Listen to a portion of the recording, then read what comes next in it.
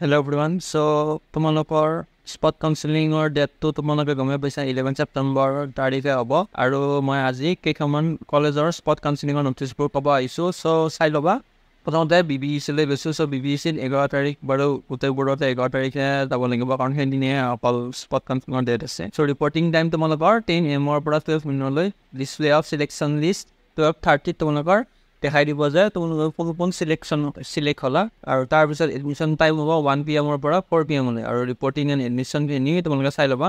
আৰু documents required তোমালোকে standard form, ফিল'বাৰী rank card, HSLC admit card, qualifying examination marksheet, certificate, HS, PRC, other document যোনবোৰ কেটেগৰীত পৰা তোমালোকে নিব পাৰা। তোমালোকৰ এডমিশ্যন ফিজ হ'ল তোমালোকৰ 19,000 আৰু ইনক্লুডিং টেকনিচিয়া ফি, যোনটো টেকনিচিয়া ফিটো মানে তোমালোকৰ এই BBCত হোৱা টেক ফেষ্টৰ নাম। গোটেইবোৰ তোমালোকে এডমিশ্যন ফিতে লৈ ল'ব। তোমালোকক কৈ দিওঁ যে তোমালোকৰ যোনটো নিৰ্দিষ্ট সময় দিছে সেই সময়খিনিত তোমালোকে যাব লাগিব আৰু ৰিপৰ্ট কৰিব লাগিব, নহ'লে কিন্তু তোমালোকে চিট নাপাব পাৰা। তাৰপিছত গোলাঘাট ইঞ্জিনিয়াৰিং কলেজৰো তোমালোকে টাইমটো দিছে যে 10 AM পৰা 12 PM আৰু ইয়াত দিছে যে those who have not register before for the CW2024 counselling process under DTE are to pay an amount of ₹800 as registration fee. যোনসকল ষ্টুডেণ্টে CW কাউন্সেলিঙৰ কাৰণে ৰেজিষ্ট্ৰেশ্যন কৰা নাছিল, স্পট কাউন্সেলিঙত নতুনকৈ বহিবলৈ তোমালোকে ₹800 পে' কৰিব লাগিব। এইটো বাৰু তোমালোকৰ BBECটো 800 মানে ফি হ'ব। আৰু তোমালোকৰ গোলাঘাট ইঞ্জিনিয়াৰিং কলেজত তোমালোকৰ এখন এফিডেভিট দিছে এটেচ কৰি, সেইখনো নিব লাগিব। তাৰ লগত তোমালোকৰ এখন এডমিশ্যন ফৰ্ম এখন দিছে, এইখনো দেখাই থৈ দিছোঁ, তোমালোকে নিব লাগিব। যদি তোমালোকে চিট পোৱা আৰু তেন্তে এডমিশ্যন ল'বলৈ তোমালোকে এইবোৰ নিব লাগিব।